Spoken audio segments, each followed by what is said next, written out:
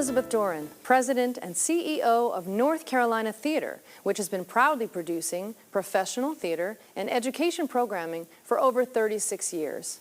On behalf of North Carolina Theatre, welcome to All In Community Conversations, a digital series examining theater through the lens of community, diversity, equity, and inclusion, presented by PNC. We are so grateful for all the people who have shown interest in this digital program and its sister series, Backstage at NCT. Even in this difficult time when we are not able to produce live theater, we are proud to continue to build our identity as a service-oriented, nonprofit arts organization focused on compassion, unity, and the betterment of society. Please follow us on social media and check out all we are now offering digitally. In this series, we are taking a step off the stage and into the audience and community, where we invite you to come all in with us. Through this series, we'll join with members of various Raleigh area communities to examine the themes of shows that together had formed our 2019-2020 season. Each show, those we produced and those we were forced to cancel due to COVID-19, examined and celebrated themes of family, acceptance, and fighting for a cause. During this episode, our host, Sarah Bock, a student at the North Carolina Theatre Conservatory, will lead today's dialogue, Climb Every Mountain, Music in Immigration, with an engaging group of people around some of the themes from our 2020 planned production of the iconoclastic musical, The Sound of Music. Sarah, welcome to All In, and let's get started.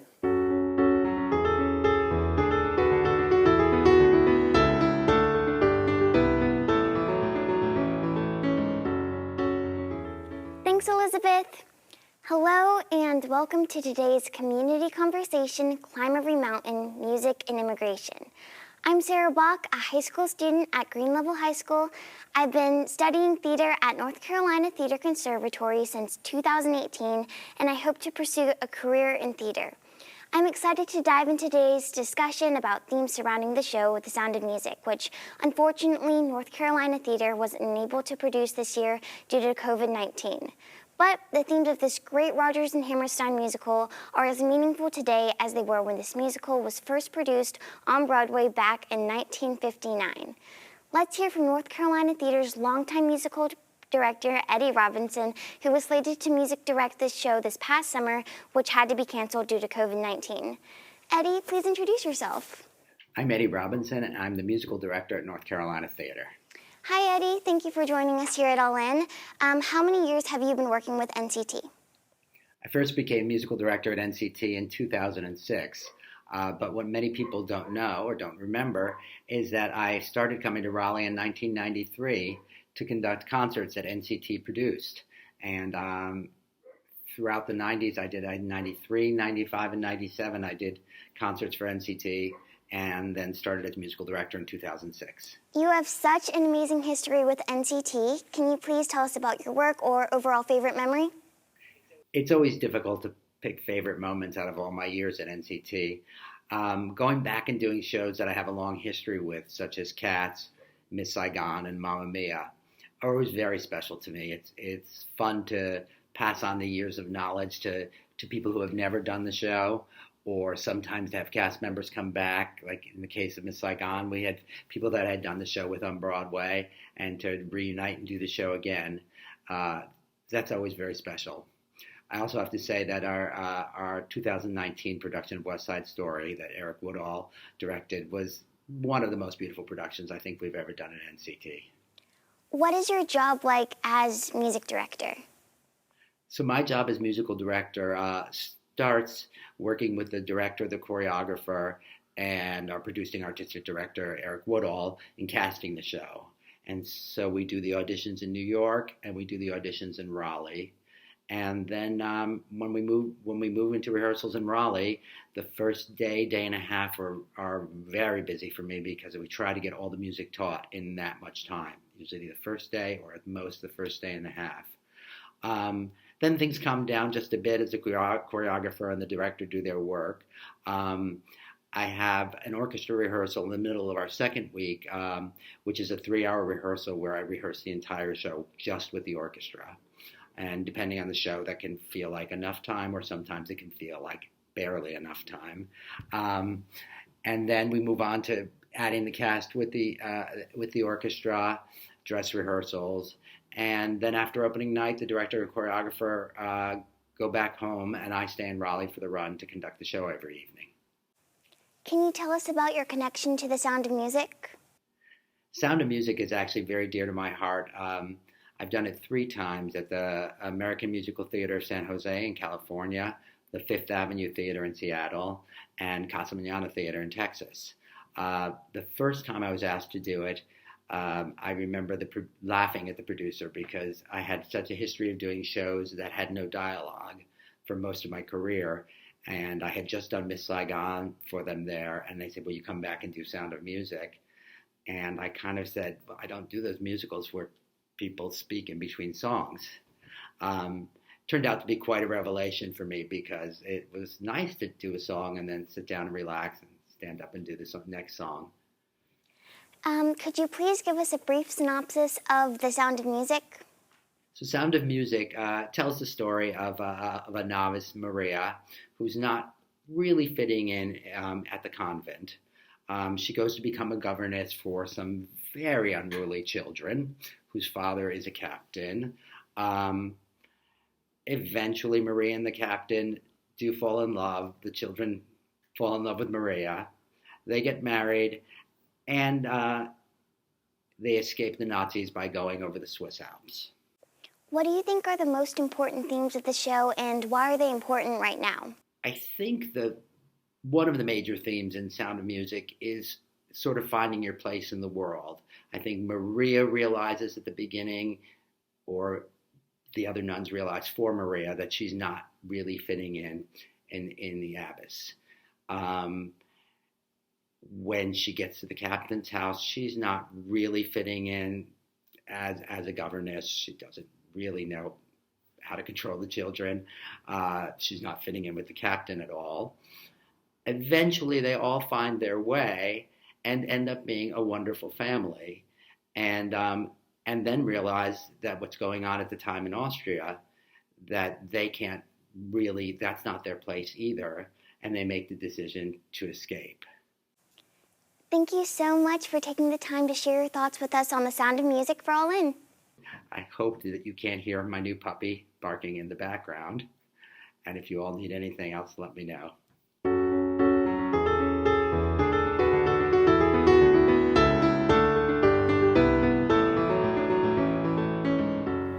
I'd like to introduce you to our guests, Dr. Alison Arnold, Mballa Mendouga, and Kylie Robinson. Hello, everyone. Would you please take a moment to introduce yourselves? Hello, my name is Alison Arnold. I'm an instructor at North Carolina State University in Music and Art Studies, originally from England, and I'm just delighted to be here. Thank you so much for coming. Kylie, you can go next.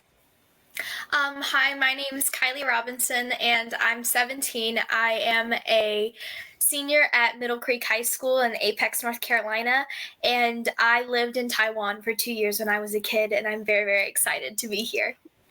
I'm super excited to talk to you. And then finally, Mballa. Hi, my name is Mballa. I am a singer-songwriter, originally from a country in Central Africa called Cameroon, but I grew up in Washington, D.C., and went to UNC Chapel Hill, go Tar Heels, and so I now am in the Triangle. Awesome. And I'm Sarah Bock. I'm 14 years old. I'm a freshman at Green Level High School in Cary, North Carolina, and I'm a student at the North Carolina Theatre Conservatory. So we're just going to jump right into it. My first question is, what is your relationship like with music in both your personal and your professional life? And Dr. Alison, you can start. Well, music surrounds me every day. I'm teaching, I teach music, and so my classes that I teach are music and culture. I teach world music, an introduction to world music and music of Asia, since I lived for a year in India, and Celtic music, which is my passion since I moved to North Carolina. And then in my personal life, it used to be classical music, because I was studying music in England at university. And now, since moving to North Carolina, I have discovered the traditional music of Ireland and Scotland, which is where I came from, and have started playing that and play in several bands now. That's awesome. Okay, anybody who wants to go next can go. Okay. So I grew up in a very musical family, even though professionally my dad was a diplomat. He grew up a musician, and he kind of just trickled down to everyone in my family. And he married a woman who was regularly in any choir that she could find. And so my brothers started kind of like a hip hop group growing up. So I was always going to their rehearsals and just really just falling in love with the whole process. So it just became a way for me, I think, to just like kind of let go and release. So I would just stay in my room and write music, but it was kind of a secret. Nobody in my family knew that I was in any way intrigued. And once I graduated UNC and I got my degree for my parents, because they wanted me to grow into this journalist. So after that, I kind of decided that I was going to do something for me, and that was to dive into my own passion for music and the thing that makes me feel alive. And I started first by managing a hip hop duo. And then after that, I decided I wanted to do my own thing and I wanted to show people what I could do. So I started, kind of transition my my writing skills into writing songs. And so since then I've been singing and writing and performing. Awesome. And last but not least, Kylie. So for me, I guess personal and professional kind of are one and the same right now, just because I am still a student.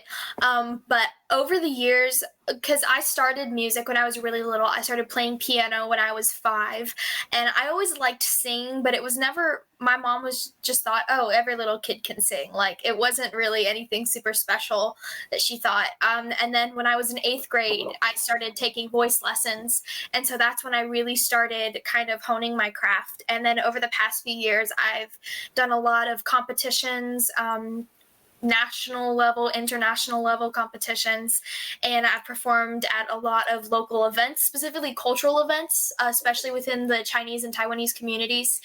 And recently I've been recording stuff for YouTube with some equipment, just kind of working with that. So that's been really fun. That's so cool. Okay.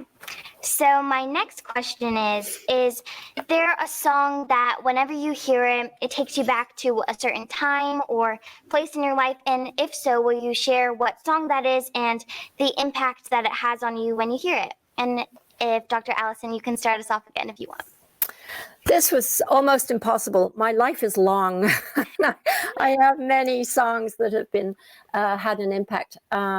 I thought perhaps going back to my youth, if I think of one from my youth, when I was in England, a song that connected me with my friends was Motown and the Four Tops. There were lots of other groups, but this was recent. That tells my age. And it was, we would get together in our friends' houses and we would play the records on a record player and we dance. And so when I listen to that song, it just takes me back to that time. It makes me feel young. It makes me feel alive. And it was nothing to do with England. This was an American, and yet it was so popular in England. It was on the charts in England as well as in America. And so the fact that it came from another country made no difference to me. It was just our popular music and I was listening to it. And now I have to put in another one because my life is long. And another kind of impact is something that's personal to my family. And I have sons, and we once did a trip out west, flew our camping gear and just camped all around Colorado and Arizona, and we drove in a rental vehicle and always played Carlos Nakai's Native American flute music. And it was just sort of the background for all our travels and moving into canyons, and it was this sort of ethereal sound. And so whenever I hear that music, that takes me back to that time and place and makes me remember family when it was young. So I just thought I'd share those two experiences. I love that. I love especially how you talk about like different types of music from like all different places and how it just makes you feel alive. Even when you're like down or tired, you can just feel so happy when you listen to music. And I love that. And next we can go with Mballa. Sure. So there were quite a few for me too, so it was really hard to pick. So I tried to pick the two that came to mind first. And the first one is ironically No Scrubs by TLC. And that one, because the year that song came out was my first time visiting Cameroon. I was born in Paris, France, and then my father was a diplomat. So when I was three or four, we moved to the US, and I'd never seen Cameroon. So the year that song came out, I went for the first time, and I was so nervous because I was going to be meeting my cousins. I was going to be meeting family that I've never even heard of, to be completely honest. I was going to be meeting my grandmother for the first time. And so that brings back a memory for me, because that song was the first thing to make me and my cousins start to connect. Because, I had a completely different kind of background than they did, even though we both have the same nationality, but we both listened to that song, or me and they both, like, we all listened to that song. So we kind of came up with this little choreography, and we performed it for the family at the end of the summer. So we spent really the summer kind of working on that dance. And that was an opportunity for us to bond, even though I was so worried about whether or not I was going to be able to find common ground with them. So that's one of them. And the second one is it's a song from Cameroon, and it's called Madingwa, and it's a church song. And my family, I was raised Roman Catholic, and so we used to host lots of masses at home because, when we go to other masses, we wouldn't be able to sing songs in our traditional language. So this is like a very a song that reminds me of home. It reminds me of my grandmother, because she would do all of the ad libs and the background vocals while everyone was singing, and it just makes me feel so warm. And anytime, I was down in any way, or anyone was down, we would host mass, and that would be the song, that would be the end, and it's kind of like a jovial song. I'm a cancer survivor. I had cancer when I was 13. And so regularly, about every other month, we would host mass, and that was just the song that would choke me up, because when I found out what it meant, it just made me so warm. And also to just hear everybody singing so loudly, and it just has so many layers and so many different there's just a lot going on, and I just love it. So yeah, That's amazing. Okay, Kylie, you can go. So the song that really, it brings me back to, so the song that I'm thinking about is, it's actually a prayer song, because when I wouldn't consider myself a super religious person. I went to a Baptist preschool, but when I lived in Taiwan, I went to a Buddhist elementary school. So those things they don't mix really, but at that school, they don't really teach you, it's not super religious. They teach you Buddhist principles like respect and being a good person and the truth and things like that. And every Friday, in the mornings, they would come on the loudspeaker over the intercom, and they would say, "Okay, it's time to sing, the prayer song for the week." And all the kids, for us, it was just like, "Oh, okay, gotta do our weekly thing." But when I think about the lyrics now, it's nothing inherently the lyrics are all about the power of humanity and coming together, and not necessarily praying to a god, but praying to, I guess, humanity. And so recently, just over quarantine, just because my emotions have just been so heightened, and sometimes at night I will play that song. Sometimes it'll make me cry, but I think about how it felt to be sitting in my little desk in my classroom and singing that song, and now sometimes specific lyrics will really just I hear them in a different way than I had ever heard them before. And so it just makes me really emotional, or sometimes it just brings me peace of mind. I sit for 6 or 7 minutes and just kind of chill out. I love that. I love how all of the songs you have like connect you to memories that can be comforting, or like memories where music can bring you together with people, and that's just awesome. So my next question is, can you tell us a little bit about your experience with immigration or migration, and how music has either welcomed you to a new place or reminded you of where you've been, or both? And we can start again with Dr. Alison.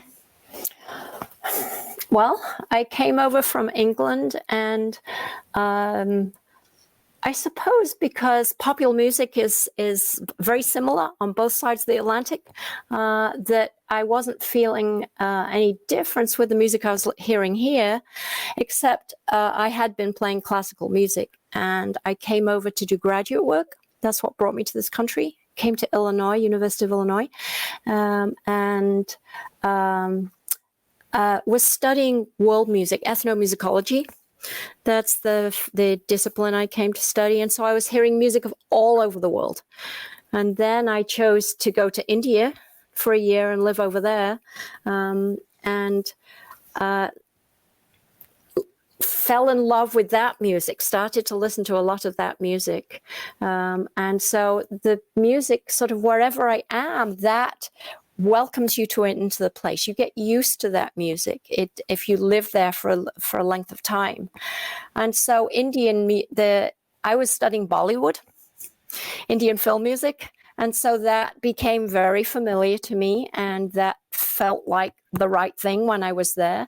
When I came back to the United States, then that's when I discovered Celtic music.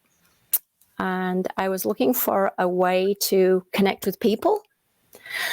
When you live in a new place, you want to connect. And I just saw this little ad saying, beginner Irish music. Oh, well, I'll go along. I'll take my flute. And so I did. And from the very first day, I just fell in love with that. And I thought, well, this is so strange, because I've come from that part of the world, and I never played that music. I never had anything to do with it while I was there. And since then, it's become my social life.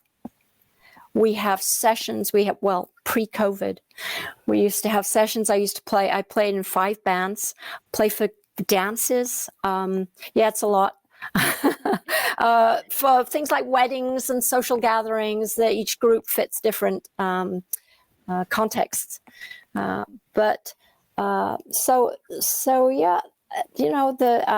come from England, then classical music and the popular music of those countries were there. And when I came to America, I didn't feel a lot of difference in either of those areas. Then I went to India, and that is very different. Again, I can listen to the music I was used to.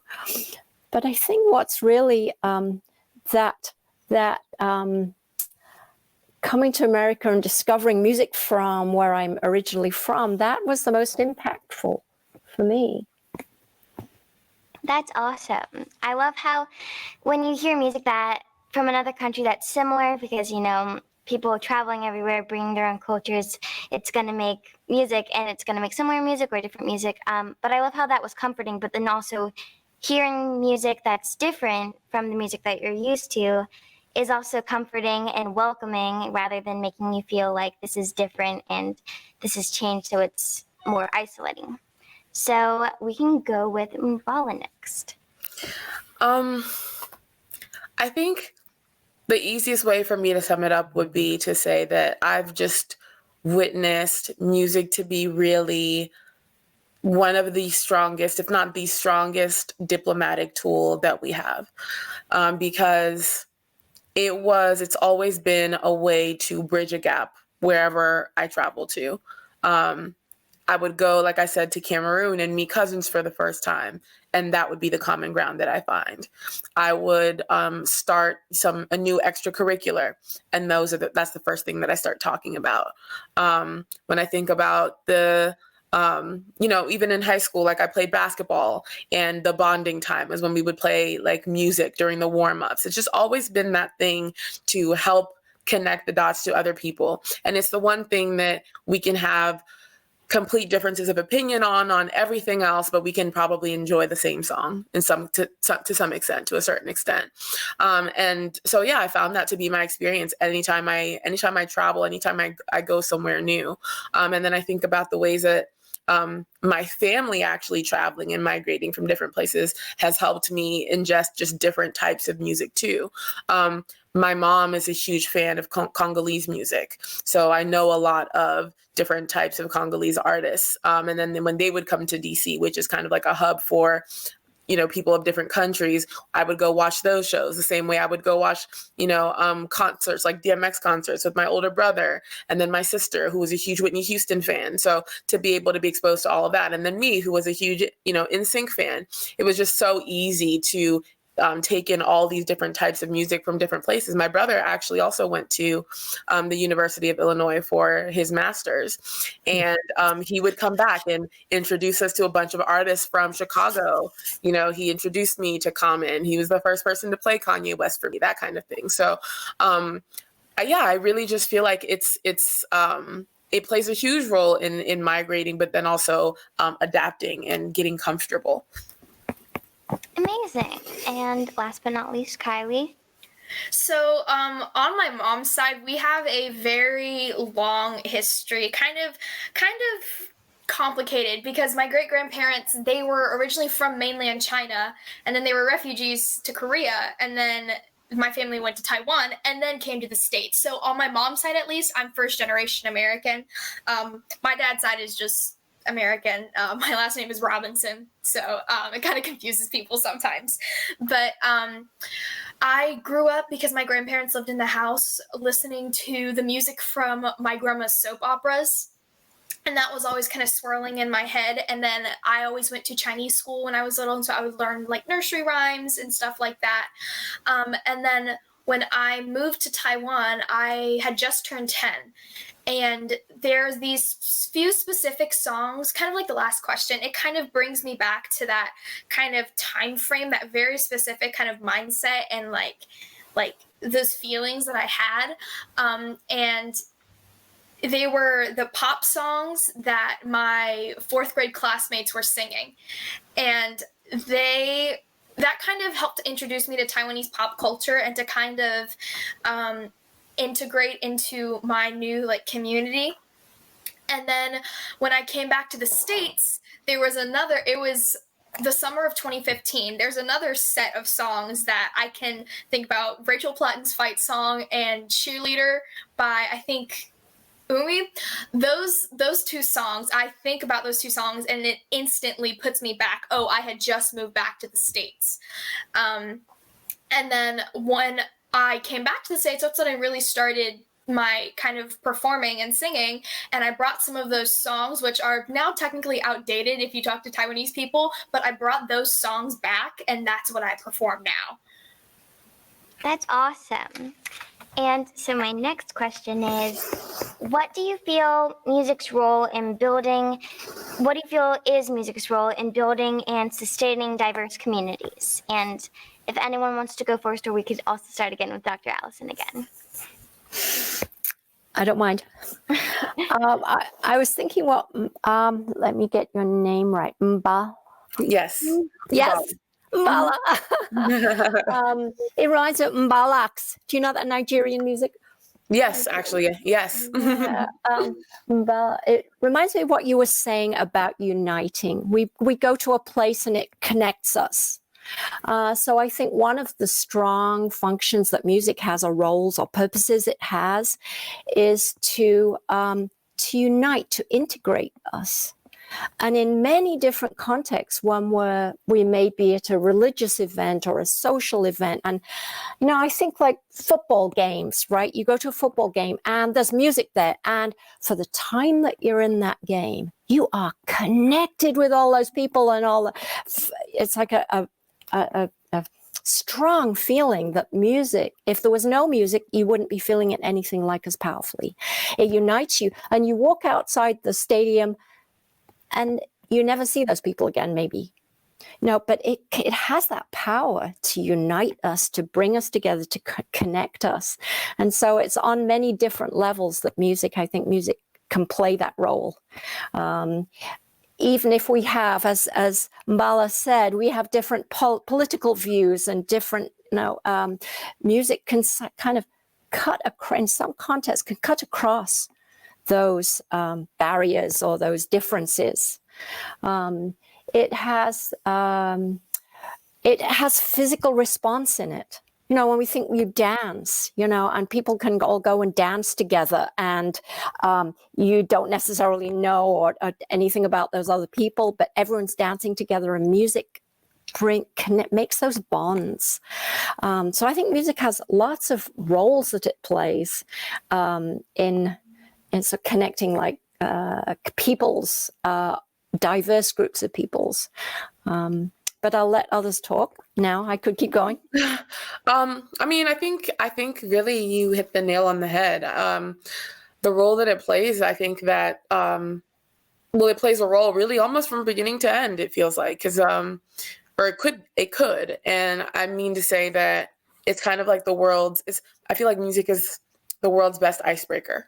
You can always start with something that, with a song that is popular and ask people about it and ask people's opinion. It's almost like, what's the weather? It's a great way to start conversation. It's a great way to build on conversation.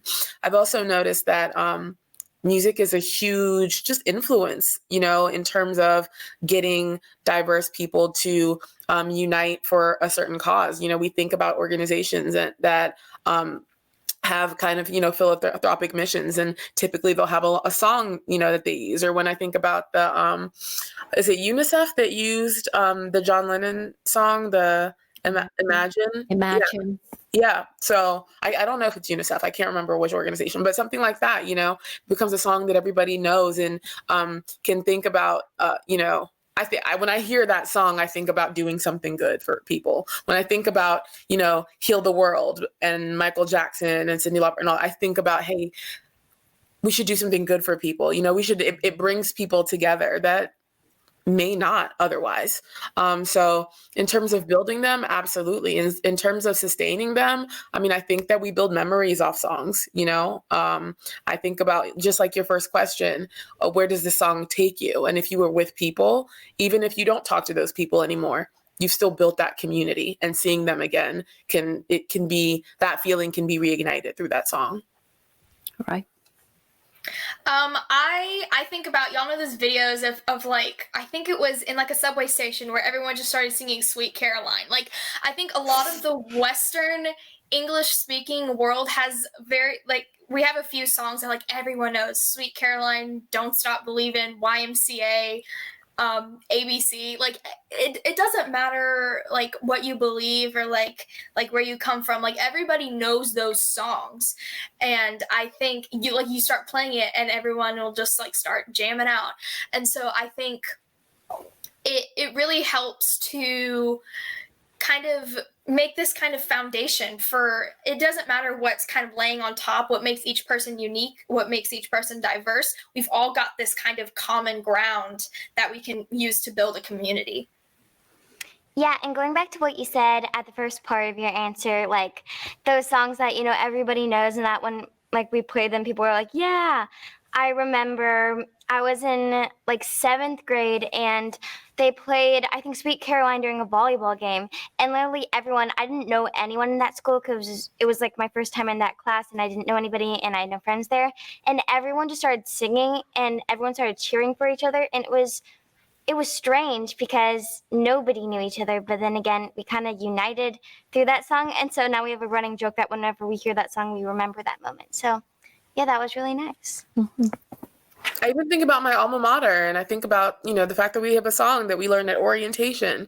And then every game that you go to, it's, I'm a Tar Heel born, I'm a Tar Heel bred, and when I die. And we all know the song, and so even when I meet somebody who went to Carolina, who I didn't know while I was in school, or who was a different year than me, I can sing that song with them. Mm-hmm. And even bigger than that, the national anthem. I mean, not everyone chooses to sing it, But nevertheless, there is an American national anthem, and at events it will be sung, and it sort of, you suddenly feel a much bigger connection with the world around you, with the entire nation, and all nations have their national anthem. Yeah, I know some of my best friends who I didn't know before, and we did a music class together in chorus. And after one day, we were immediately best friends because just music has that power. And yeah, it just builds close relationships and connects us. And I feel like even when there's a song, there's like specific songs that if you find someone who like, that's their favorite song, you're like, oh, we're going to be buds forever. Like, you're my person. I feel like just music is very powerful and impactful in that way. Mm-hmm. Right. I really enjoyed talking to you guys today. It's been such a pleasure. I really enjoyed meeting you guys. So I think we're kind of wrapping up now. That's kind of the end of the questions I had. So thank you guys so much for coming. I really enjoyed this. Thanks for having us, and thanks for being such a great moderator. Yes, thank you, Sarah. You've done a great job. Thanks. Thank you.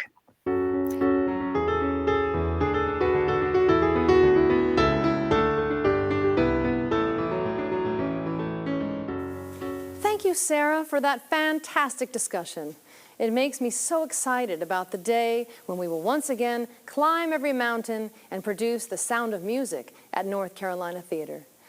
Our past 3 episodes of All In Community Conversations can be accessed in any of our social media outlets and have taken a look at the themes of the 3 shows we were forced to cancel due to COVID-19 and dove deep into them with generous members of various Raleigh communities. We were delighted to have 3 student hosts from our North Carolina Theatre Conservatory lead these dialogues.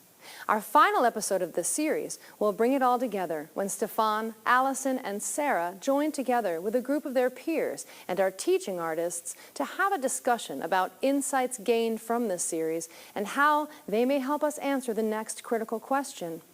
What is the purpose of theater in a post-COVID world?